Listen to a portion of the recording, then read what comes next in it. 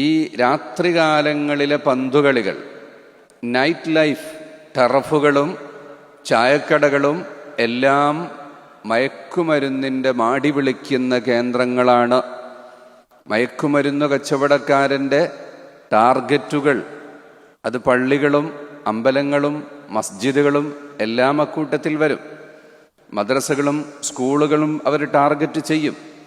രാത്രിയിൽ ഉറക്കമൊഴിച്ചിരിക്കുന്ന പന്തുകളിക്കാരെയും അതുപോലെയുള്ള ലഹരികളിൽ ഇടപെട്ടവരെയും ഈ മയക്കുമരുന്നിൻ്റെ ലഹരിയിലേക്ക് കൊണ്ടുവരൽ എളുപ്പവും ആണ്. നൈറ്റ് ലൈഫ് എന്ന് പറയുന്ന എടാകൂടത്തെ നമ്മുടെ നാട്ടിൽ നിലം തൊടിയിക്കാതെ പറഞ്ഞയക്കാൻ നാം എല്ലാവരും മുന്നിട്ടു വരേണ്ടതുണ്ട്.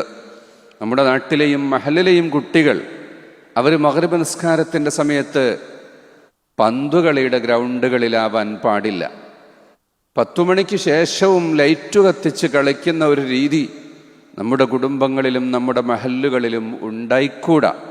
അതിന് രക്ഷിതാക്കന്മാരുടെയും മാനേജ്മെൻറ്റിൻ്റെയും മഹല്ല് കാരണവന്മാരുടെയും എല്ലാം ശ്രദ്ധ അനിവാര്യമാണ് എന്ന് സാന്ദർഭികമായി ഞാൻ ഓർമ്മപ്പെടുത്തുന്നു.